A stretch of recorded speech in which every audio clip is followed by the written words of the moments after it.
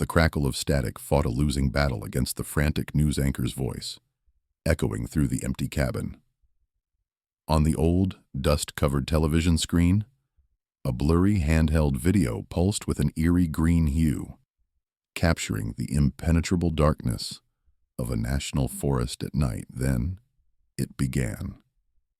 A sound unlike anything ever heard, a guttural, resonant vocalization that seemed to vibrate directly in the chest, rising and falling in complex waves. It wasn't a roar, not a growl, nor the shriek of any known animal. It was deliberate.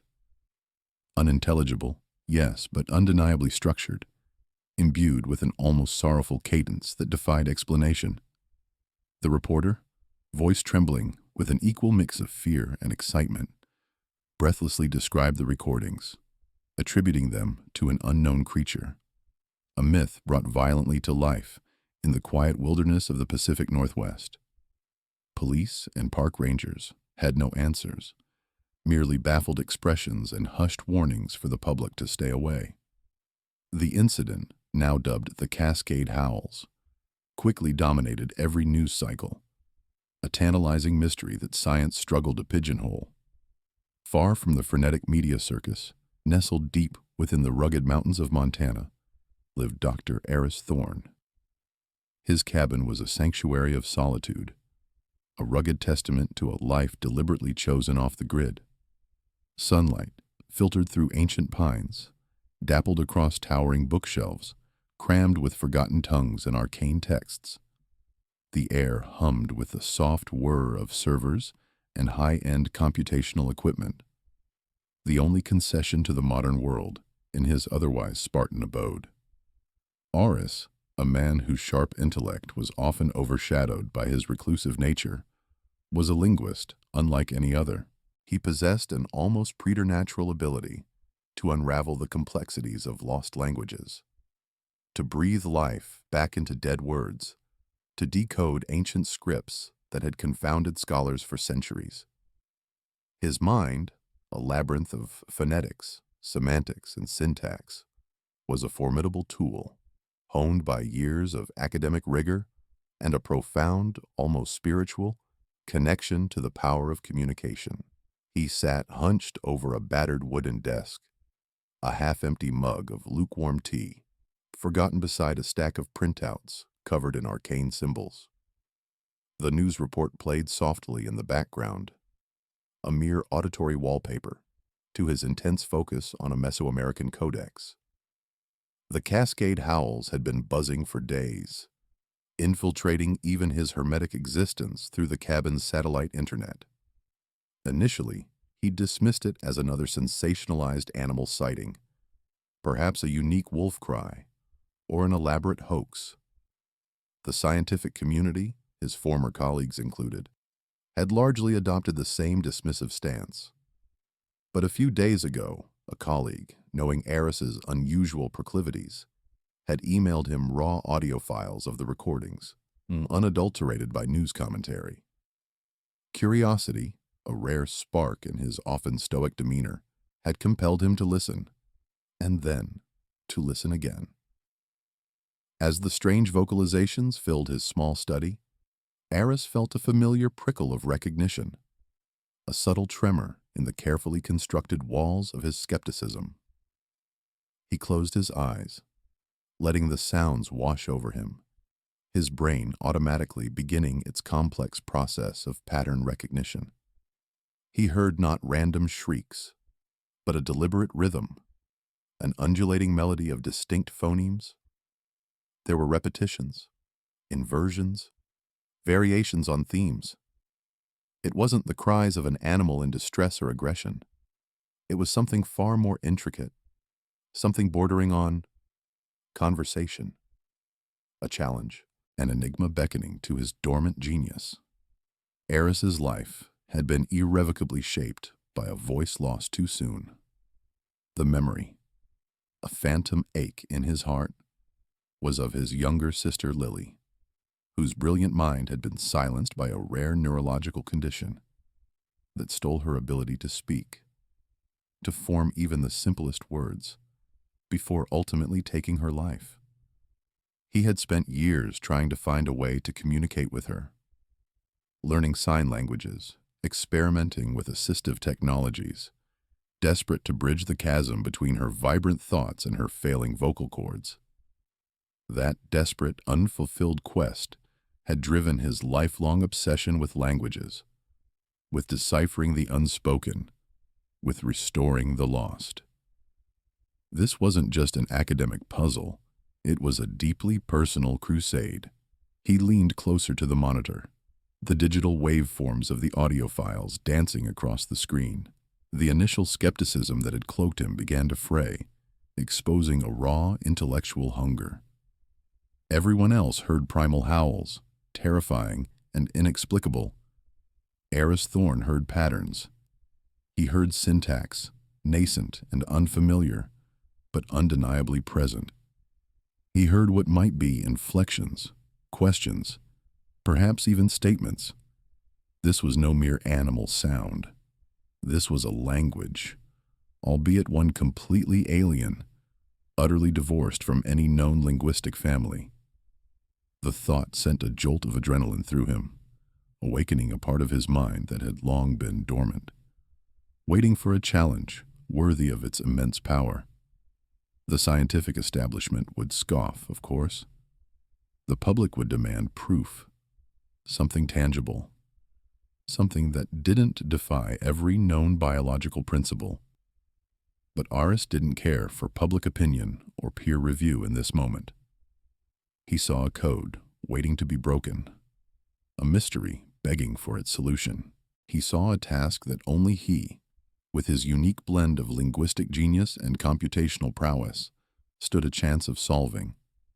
The idea that an unknown creature, dismissed as a myth, could possess a complex language, one that might predate or even transcend human communication, ignited a fire within him. It was a call to action, whispered across miles of forest and skepticism, a promise of a discovery that could rewrite history.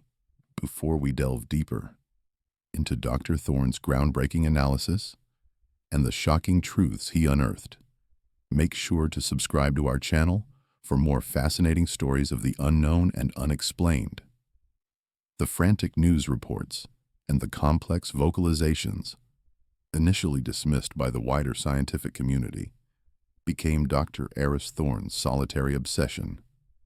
Seated before a multi-monitor setup in his cabin, surrounded by a fortress of books ranging from ancient Sumerian texts to modern phonetics, he began his meticulous analysis. His fingers danced across keyboards, inputting variables into custom algorithms designed to dissect sound waves with unparalleled precision. The raw audio files, brimming with what others labeled as mere animalistic grunts and howls, revealed themselves under his trained ear and sophisticated software to be anything but random. He found himself charting distinct phonemes, the smallest units of sound that differentiate meaning, and then, astonishingly, morphemes, indivisible units of language that carry semantic content. These were not the chaotic outputs of an unthinking beast. They were structured, repeated, and varied with a deliberate intent. His initial findings were met with a predictable wave of public ridicule. Late-night talk show hosts mocked the very idea, framing it as the desperate fantasy of an eccentric academic. Scientists, particularly those from established linguistic departments, largely scoffed, publishing dismissive articles that highlighted the lack of empirical evidence and the inherent bias of interpreting random noise as language. They demanded a Rosetta Stone, a known reference point, to validate such an outlandish claim. Without it, they argued, Thorne was merely projecting human linguistic patterns onto incoherent environmental sounds. But Thorne, fueled by an intellectual curiosity that bordered on compulsion and a nagging, subtle personal connection to the idea of lost communication, a silent echo of his own past tragedy, pushed forward, undeterred. He understood that true discovery often began by challenging established paradigms, by daring to see patterns where others saw only chaos. The scientific establishment became his unwitting antagonist, a monolithic obstacle of dogma and dismissiveness. Their skepticism wasn't malicious, perhaps, but it was deeply ingrained, rooted in decades of empirical research that saw language as a uniquely human construct. The inherent difficulty of his task was undeniable. Deciphering a language with no known parallels, no shared history, no bilingual text to offer a key. It was like trying to assemble a jigsaw puzzle without knowing what the final picture should be, or even if all the pieces were there. Government agencies, too, displayed a passive, almost patronizing interest. They monitored the public reaction, wary of panic, but ultimately concluded that Thorne's work was a fringe pursuit, harmless as long as it didn't disrupt public order or spark an unnecessary Bigfoot frenzy. They allocated minimal resources, their interest fleeting, their focus quickly returning to more tangible, politically relevant concerns. They saw no immediate threat, no actionable intelligence, just another eccentric researcher chasing shadows. Months blurred into an unbroken cycle of analysis, caffeine, and increasingly vivid dreams, filled with strange, melodic vocalizations. Thorne isolated hundreds of recurring sound units, meticulously categorizing them. He built a rudimentary phonetic inventory, a catalog of every distinct sound produced by the mysterious creatures. He painstakingly mapped frequency of occurrence, noting which sounds appeared together, which preceded others, and which seemed to mark the beginning or end of a perceived utterance. Slowly, painstakingly, he began to establish contextual links. When certain vocalizations were recorded near human campsites, others near known territorial markers, and yet others during what sounded like social interactions, he started to infer rudimentary meanings. He didn't have a Rosetta Stone, but he was building one, piece by agonizing piece, based purely on statistical probabilities and contextual inference. He hypothesized that if a particular sound sequence consistently accompanied observations of deer, it might relate to deer or prey. If another emerged during apparent warnings, it likely carried connotations of danger or intruder. He was constructing a dictionary from scratch, using the sheer volume of data and the consistent patterning within it as his guide. It was a monumental undertaking, bordering on madness, but the subtle complexities he was uncovering suggested a linguistic sophistication that transcended any known animal communication. The vocalizations were not merely signaling. They were encoding information, conveying nuanced concepts. He was convinced of it.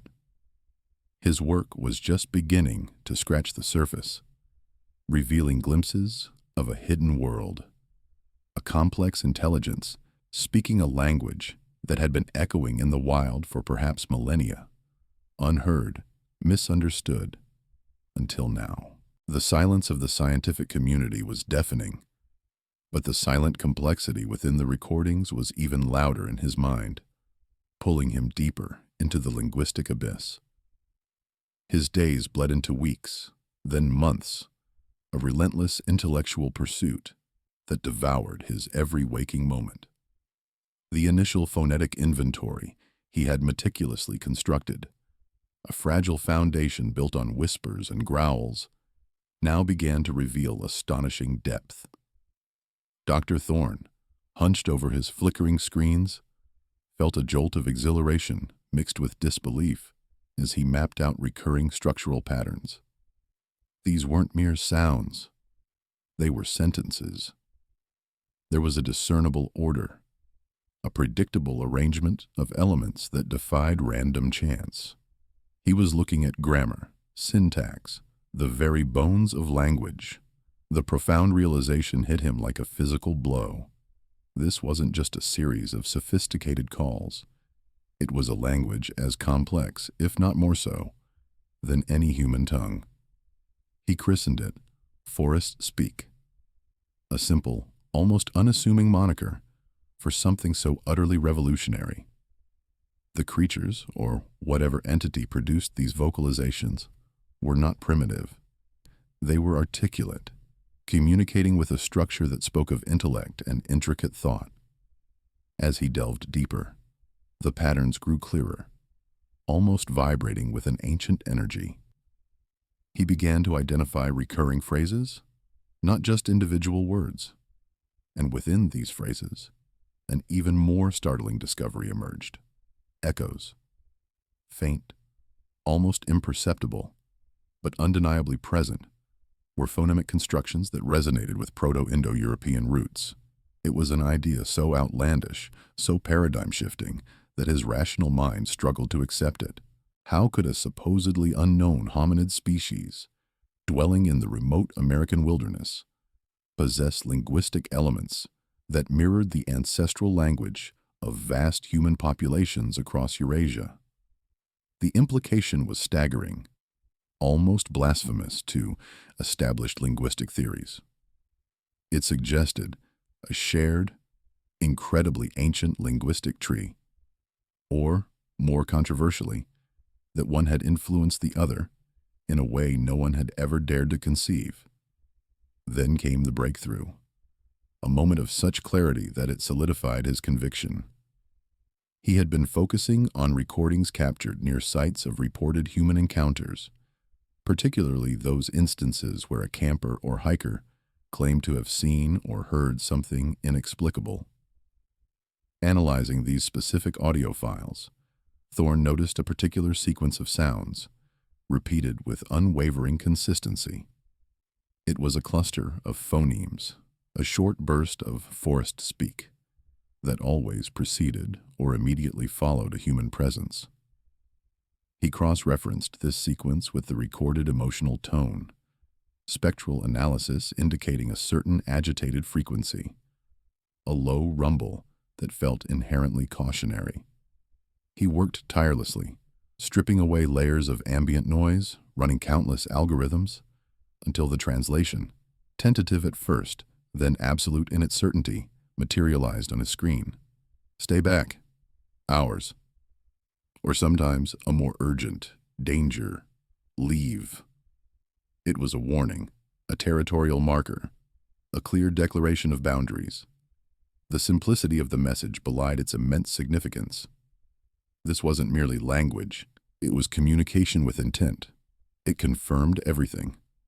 The sounds were indeed a language, and its speakers were actively engaging with their environment, observing and reacting to human intrusion. The emotional weight of this discovery was immense. Thorne felt a surge of validation, a profound sense of having cracked an impossible code. The scientific community could scoff, the public could dismiss, but he now held irrefutable proof.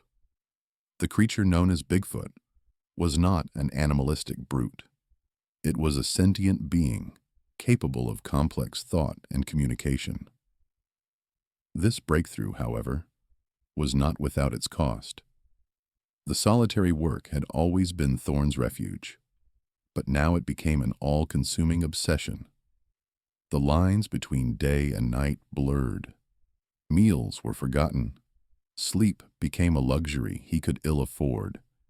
His cabin a chaotic testament to his single-minded pursuit. Stacks of scientific papers, printouts of spectral analyses, and handwritten notes covered every surface. The aroma of stale coffee and unread books hung heavy in the air. His usually meticulous appearance gave way to disheveled hair and bloodshot eyes. He barely noticed the deterioration of his health, the gnawing hunger, or the profound loneliness that crept in around the edges of his consciousness. All that mattered was the next pattern, the next deciphered phrase, the next step towards understanding. This wasn't just a research project anymore. It was his life's true purpose. He felt an almost spiritual connection to the task, as if he were meant to be the one to bridge this incomprehensible gap. He saw himself as an archaeologist of communication, digging through layers of sound to unearth an ancient civilization of thought. The idea of connecting with something so ancient, so profound, so utterly outside the human experience, fueled his every waking moment. He was no longer just a linguist. He was an explorer, charting an unknown mental landscape, driven by an unshakable belief that beyond the growls and whistles lay a depth of understanding that could redefine humanity's place in the world. He was on the precipice of something monumental, and nothing, not even his own well-being, would deter him from pushing forward.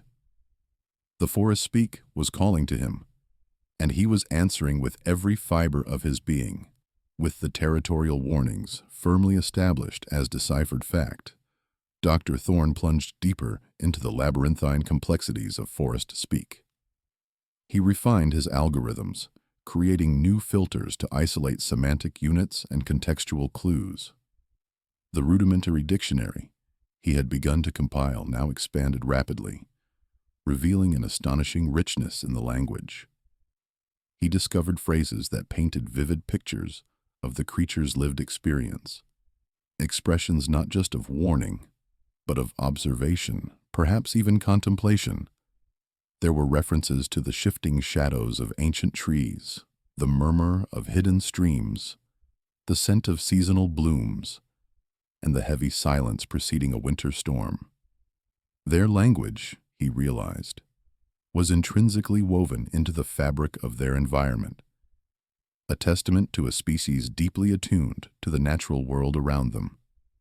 He meticulously cataloged these phrases, noting their frequency and the contexts in which they appeared. He found consistent linguistic markers for concepts like safe passage, abundant harvest, and even sacred grove. What truly captivated him, however, was the emergence of human concepts within Bigfoot's lexicon. Intruder, undeniably, but also surprisingly, respect and violation. It suggested not just an awareness of human presence, but a nuanced understanding of human actions and their impact on their shared world. Their language wasn't just a basic set of survival calls. It was a complex system capable of conveying intricate ecological and ethical considerations. One particular sequence of phonemes, a resonating, almost melodic phrase, began to appear with remarkable consistency across nearly every recorded utterance. Regardless of the immediate context, it wasn't a warning, nor a descriptive term. It felt foundational, like a preamble or a deeply embedded philosophical tenet. Thorne spent weeks fixated solely on this one phrase, running iterative analyses, cross-referencing it with every known proto-language family, every ancient linguistic root he had ever encountered. He applied every tool in his formidable arsenal, driven by an escalating sense of anticipation. This felt different, more profound than anything he had yet uncovered. Then there it was, flickering on his screen, the elegant solution to the complex puzzle. The individual morphemes clicked into place, their combined meaning coalescing into something breathtaking. The phrase, when finally translated with a certainty that sent shivers down his spine, articulated a profound historical and linguistic statement. It wasn't a casual observation. It was a declaration of origin, a claim to an almost unimaginable antiquity. We spoke the roots, you spoke the branches. The words echoed in the sterile quiet of his cabin, reverberating through his mind with seismic force. Thorne blinked, reading the translation again, and then a third time, his heart pounding a frantic rhythm against his ribs. It wasn't just a literal statement, but a metaphorical one, laden with layers of meaning. It suggested that their language, forest speak, was not merely an older parallel form of communication, but the very genesis of human language itself. It claimed primacy, a foundational role in the evolution of communication. Bigfoot wasn't just a cryptid. It was potentially the original speaker, the primeval source from which the entire vast tree of human languages had sprung. The implications were staggering, mind-bending in their scope. It meant that the Sasquatch wasn't simply imitating or learning human language. Their speech predated and fundamentally influenced human linguistic evolution. The creature widely dismissed as a myth, an evolutionary anomaly, was in fact a living, breathing Rosetta Stone, holding the key to the very origin of human thought and expression. It wasn't that they had learned from us. It was the other way around, in a way no one could have ever conceived. Dr. Thorne felt a profound, almost dizzying shift in his understanding of the world. His initial excitement gave way to an overwhelming sense of awe, tinged with a deep, unsettling reverence. This was not merely a scientific discovery. It was a philosophical earthquake, reordering the very foundations of anthropocentric thought.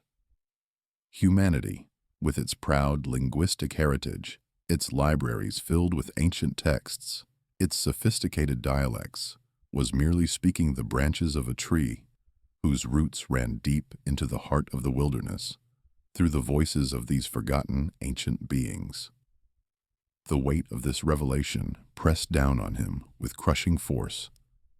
He stood there, staring at the glowing text, a lone figure in a cabin miles from anywhere, holding a truth that could shatter the accepted narrative of human history and intelligence.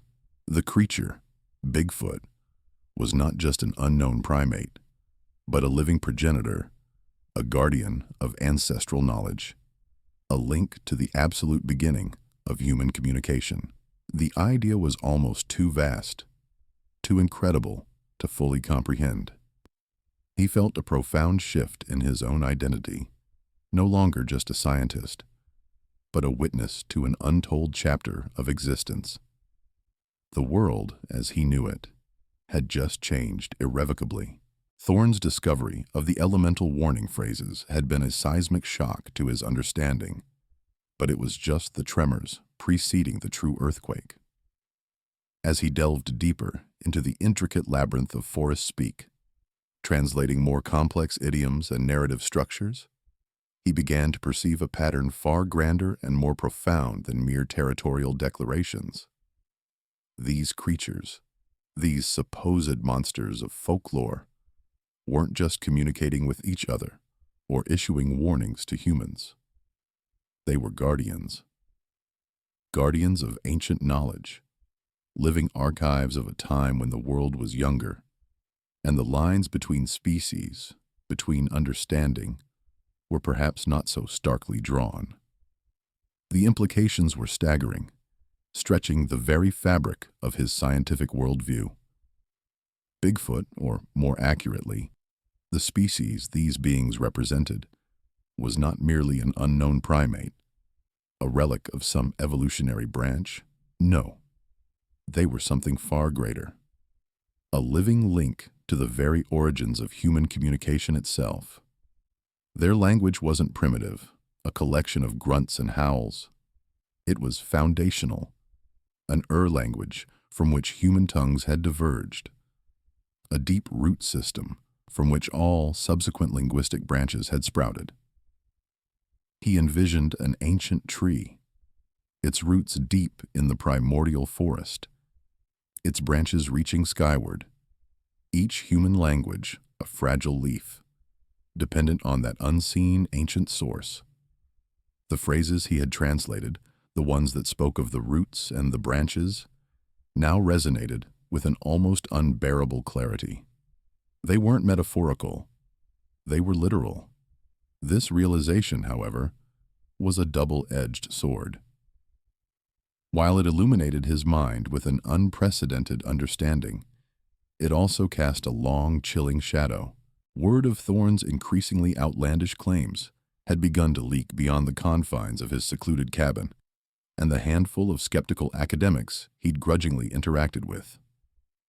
The internet, a voracious beast for sensationalism, had picked up whispers. Mainstream media, initially dismissive, now found him an irresistible target for ridicule. Talk show hosts lampooned his Bigfoot dictionary.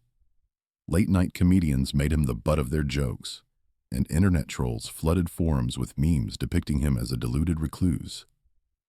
Academic peers, once merely skeptical, now actively distanced themselves, fearful that association with Thorne would tarnish their own reputations. His name became synonymous with pseudo-scientific folly, a cautionary tale whispered in university hallways. Yet, amidst the cacophony of derision, a more insidious interest began to stir.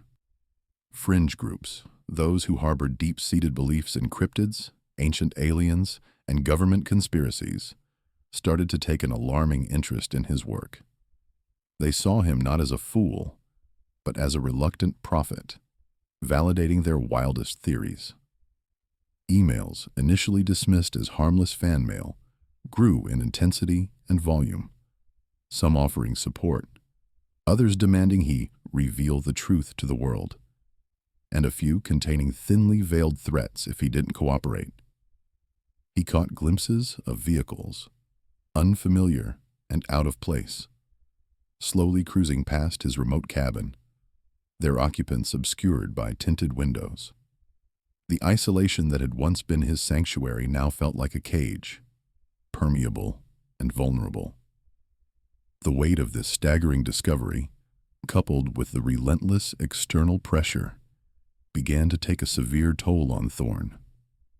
The intellectual exhilaration he'd felt morphing into a profound personal crisis. He struggled intensely with the ethical dilemma of revealing this truth to a world he increasingly perceived as unprepared and unworthy. What would happen if he unveiled the first speakers to humanity? Would it lead to understanding and reverence, or exploitation and destruction? He pictured researchers descending like locusts, hunters with tranquilizer darts, corporations seeking to monetize ancient knowledge, or worse, governments attempting to weaponize it. The thought of these ancient, peaceful beings, whose very language embodied a deep respect for the natural world, being subjected to such a fate, filled him with a sickening dread. Sleep offered no respite, haunted by visions of a world forever altered, perhaps irrevocably damaged by his singular pursuit of knowledge. He questioned his motivations, his intellect, even his sanity. Was he truly a conduit for profound truth, or merely a deluded man on the brink, projecting his own yearning for connection onto the rustling leaves and enigmatic calls of the forest? The responsibility was immense, crushing. He had not merely discovered a language. He had uncovered a living testament to a forgotten epoch, a species that held the key to humanity's linguistic origins, and by extension, perhaps its spiritual and ecological ones.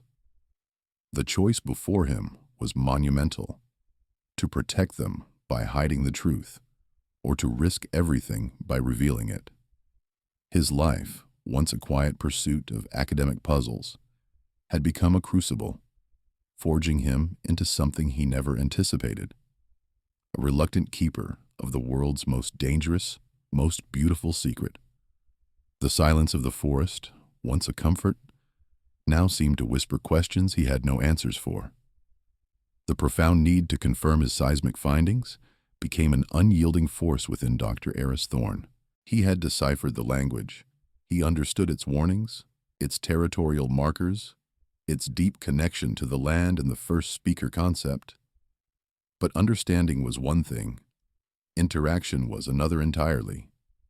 An intellectual comprehension, however complete, felt hollow without the direct, reciprocal confirmation of communication.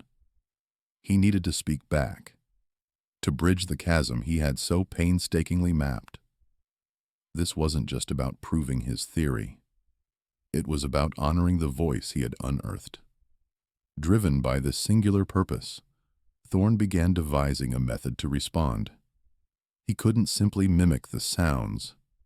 His human vocal cords were incapable of replicating the full spectrum of forest speak, especially its nuanced infrasound components.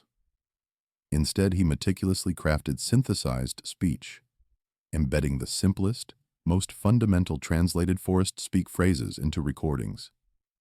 He started with the basics. Peace. Listen. We hear you.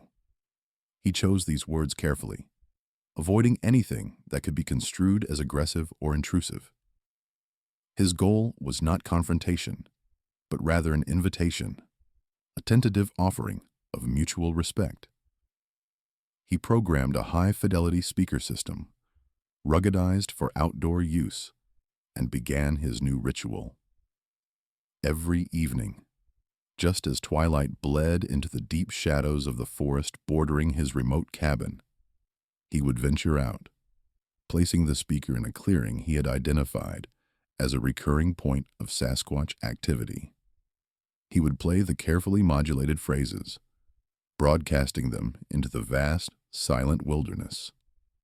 Then he would wait, a solitary figure under the vast Montana sky, heart pounding with a mixture of fear and exhilarating anticipation. Weeks bled into a month, then two. The forest remained largely silent, save for the usual sounds of nocturnal wildlife. The hoot of an owl, the rustle of leaves, the distant cry of a coyote. Doubt, a constant companion throughout his journey, began to gnaw at him with renewed vigor. Had he misinterpreted? Was his entire edifice of translation built on a foundation of wishful thinking? The ridicule from the outside world, which he had so successfully compartmentalized, threatened to break through his defenses. He felt like a madman shouting into the void, a delusionary scientist chasing phantoms. Just as the edge of despair began to settle in, a flicker of hope ignited. It was a cold, clear night, the kind where the stars felt impossibly close. Thorne had played his standard sequence. Peace. Listen. We seek understanding. He was about to retrieve the speaker, resigned to another night of silence when it happened. A sound, distinct and utterly unlike anything he had recorded before, echoed back from the dense timberline. It wasn't a growl or a cry, nor was it a direct repetition of his synthesized phrases. It was a pattern, undeniably structured, recognizably forest speak, but with an added complexity, a new inflection he hadn't yet cataloged. It was longer than his own offerings, multitonal, and seemed to possess an almost lyrical quality amidst its deep resonance. Thorne froze, every fiber of his being attuned to the sound. He recorded it, then retreated to the safety of his cabin, the new vocalization replaying endlessly in his mind. He spent the entire night, fueled by adrenaline and renewed purpose, dissecting the soundbite. He ran it through his algorithms, compared it to his lexicon, analyzing its phonemes, its morphemes, its pitch, and its rhythm. The complexity suggested not just a response, but a nuanced one. It wasn't an affirmation or a simple rejection. It was, unmistakably, a question. As the first rays of dawn painted the sky in hues of orange and purple, the translation crystallized on his screen, stark and profoundly impactful. The returned message was not aggressive, nor was it dismissive. It wasn't a warning, nor was it a welcoming. It was something far more profound, dripping with a sorrowful lament that resonated deep within Thorne's core. The Sasquatch had responded, and its message was, "Why have you forgotten?" The words hit him with the force of a physical blow. Why have you forgotten? It wasn't a challenge.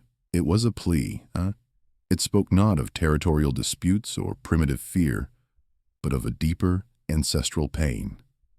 It implied a shared history, a prior connection that humanity had somehow severed.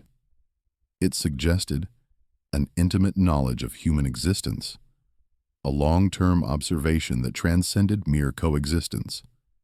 The true meaning of this interaction washed over Thorne, sweeping away any lingering doubts. This creature, this ancient being, was not simply reacting to his presence. It was engaging with him on a level far beyond his initial expectations. The question wasn't about this moment, this conversation. It was about millennia of human evolution, a lament for humanity's lost connection to its linguistic roots, its natural origins, its very essence.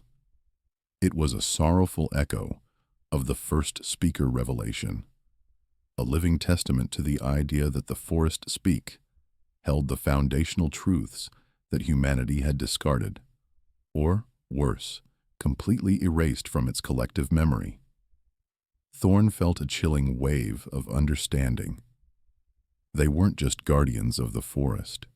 They were guardians of a forgotten lineage, a lost heritage. Their question wasn't accusatory. It was pedagogical, a sorrowful attempt to prompt remembrance. The weight of this realization pressed down on him, a burden both terrifying and awe-inspiring. He had opened a door not just to a new language, but to a profound ancient sadness, a lament for what humanity had once been, and what it had irrevocably lost. The quest for communication had yielded an answer far greater and far more heartbreaking than he could have ever imagined. He had connected, and in doing so, he had touched a wound that spanned epochs, a wound that humankind itself had inflicted. The burden of the question, "Why have you forgotten?" settled heavy on Dr. Eris Thorne's soul, a profound and undeniable truth that demanded action. He knew, with an almost spiritual certainty, that his journey could not end with a translated lament. It had to culminate in an actual meeting, a direct communion. The risks were immense, perhaps suicidal, but the alternative, to retreat, to analyze from afar, to let this ancient wisdom remain unheard, was unthinkable. He spent the next few days in a frenetic state, devising a strategy for this clandestine encounter. His goal was not to capture, not to study as an object, but to engage as an equal, to listen, to understand. He resolved to bring no weapons, no tranquilizers, nothing that could be perceived as a threat. His only tools would be his recorder, documenting every sound, and his translation notes, a lifeline to understanding. He would rely solely on the shared language he had so painstakingly rebuilt. He began a new series of two-way vocalizations, carefully crafting simple, non-threatening phrases in forest speak, interspersed with long periods of silence, inviting a response.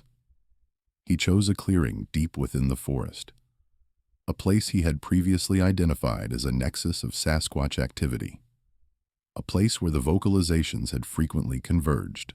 Each day, he would venture out, play his recorded phrases, and wait, his heart pounding a rhythm against his ribs that mimicked the ancient drum of the wild. The responses came, gradually, tentatively at first, then with increasing confidence.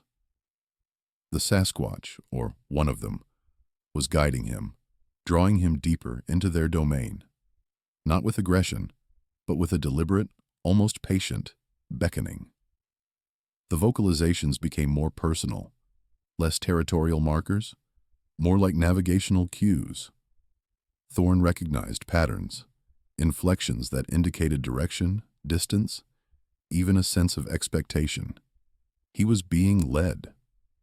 Finally, on a crisp autumn afternoon, as the slanting sun painted the forest floor in dappled gold, he played a sequence that translated roughly to, "I am here. I wish to listen." A profound silence followed, Not the usual rustling of leaves or distant bird calls, but an almost oppressive stillness, as if the entire forest held its breath. Then a branch cracked, loud and deliberate, behind a copse of ancient pines. Thorn turned slowly, his breath catching in his throat. Standing there, partially obscured but unmistakably present, was a creature of myth. It was colossal, far larger and more imposing than any human could imagine, covered in dark, matted fur. Its eyes, deep-set and intelligent, met his own. There was no aggression, no primal roar, just an ancient, knowing gaze that seemed to pierce his very being. This was the moment, the climax of a lifetime's work, a confrontation with the impossible. He was, truly, face to face with Bigfoot. The creature didn't attack. It took a single, deliberate step forward, then another, emerging fully into the clearing. Thorn felt a primal fear, instantly overridden by an overwhelming sense of awe and immense respect. This was not an animal. This was an entity of profound intellect and presence. The Sasquatch lowered its head slightly, a gesture Thorn interpreted as acknowledgement, perhaps even humility. Then a low rumble emanated from its chest, a series of clicks and whistles, followed by deep, resonant tones. It was forest speak, but delivered with an intimacy and nuance he had only glimpsed in recordings.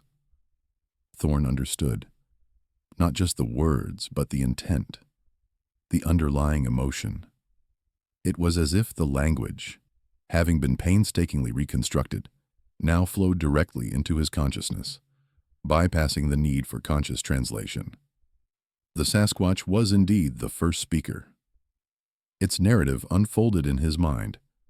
They were the ancient protectors of the balance, not just of this forest, but of the very essence of life on Earth. Their language was not merely a form of communication. It was the root, the primordial wellspring from which all human languages had branched, a testament to a time when humanity was inextricably linked to the natural world. The creature conveyed millennia of observation, disappointment, etched into the very fabric of its being. Humanity, it communicated, had lost its way. It had forgotten its true voice, the inherent connection to the earth, the understanding that its existence was intertwined with all living things. The message was a profound warning, delivered not with anger, but with a deep, sorrowful wisdom. Humans had succumbed to the cacophony of their own making, to the illusion of separation, to unchecked ambition. They had severed the very linguistic and spiritual umbilical cord that bound them to their origins. Thorn felt a profound shift within him, a seismic rearrangement of his entire worldview. The scholarly pursuit, the intellectual challenge, had dissolved into an overwhelming emotional current. He felt an agonizing grief for humanity's forgotten past, its self-imposed amnesia. But intertwined with this sorrow was a newfound, almost sacred, respect for this ancient species, these silent, watchful guardians. They weren't monsters of legend, but custodians of an essential truth, a truth humanity desperately needed to reclaim. The immense responsibility of this knowledge bestowed upon him in this silent ancient clearing, pressed down with the weight of ages. He had not just deciphered a language. He had uncovered humanity's lost soul, glimpsed through the eyes of its oldest observers. The question, "Why have you forgotten?" now echoed not from the Sasquatch, but from deep within Thorn's own conscience. A stark, undeniable indictment. He was no longer just a linguist. He was a witness, burdened by a truth that could either shatter or save the world. The immense weight of that question, "Why have you forgotten?"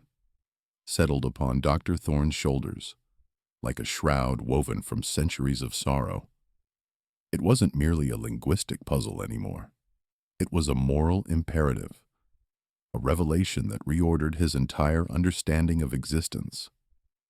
He had peered into the abyss of forgotten history, and what stared back was a profound disappointment emanating from beings far older and wiser than humanity dared to imagine.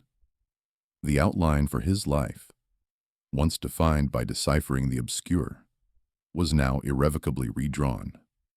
He understood, with a clarity that stung his very soul, that full disclosure to the world, to the insatiable maw of human curiosity and greed, would spell disaster. Humanity was not ready. It would seek to exploit, to capture, to categorize, and ultimately, to destroy what it could not comprehend or control. The first speakers, these ancient guardians of balance, deserved protection, not exposure. Thorne made a solemn private vow in the quiet solitude of his cabin, surrounded by the echoes of their lament. He would not reveal their truth. He would become a silent guardian of their secrets, a bridge between two worlds, seen by neither, yet serving both. His life, from that moment forward, would be dedicated to understanding forest speak more deeply, to unraveling its intricate tapestry of wisdom, and to subtly, imperceptibly, guiding humanity back towards its foundational understanding, towards the roots it had so carelessly abandoned. His public persona, that of the reclusive linguist, remained largely unchanged, but his internal landscape was transformed entirely. He continued his research, publishing papers that pushed the boundaries of historical linguistics, introducing concepts of a universal proto-language that sparked considerable debate within academic circles. He theorized about deep linguistic connections across seemingly disparate language families, hinting at a singular, ancient wellspring from which all human communication had ultimately sprung. His theories were revolutionary, often dismissed by traditionalists as too speculative, yet they resonated with a subtle truth that tantalized open-minded scholars. He dedicated entire chapters to the primordial impulse of language, to the way phonetic patterns could mirror environmental phenomena, to the inherent wisdom embedded in sound itself. He wrote of the lost voices, a veiled reference to the Sasquatch, framing them as a hypothetical, archetypal source for humanity's earliest linguistic expressions, a conceptual ancestor that shaped the very fabric of human thought. He never explicitly mentioned Bigfoot, never spoke of the specific vocalizations he had translated, nor the face-to-face encounter in the ancient forest. He encoded his profound discoveries within the dense academic language of linguistics, a sophisticated form of encryption designed to inform the receptive few while shielding the vulnerable many. His work became a quiet revolution, a slow-burning fuse lit under the edifice of conventional linguistic thought.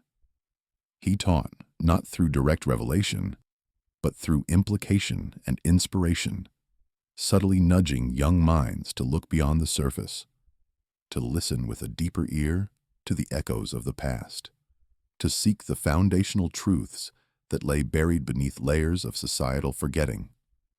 Thorne found a profound, unexpected peace in this new purpose. The gnawing grief for humanity's forgotten past was tempered by the quiet solace of guardianship. He was no longer just a decipherer. He was a silent steward, cultivating a garden of knowledge designed to blossom generations hence. He spent his remaining years in a symbiotic relationship with the forest, a quiet observer, sometimes leaving gifts of carefully chosen offerings at the old meeting place, sometimes simply listening.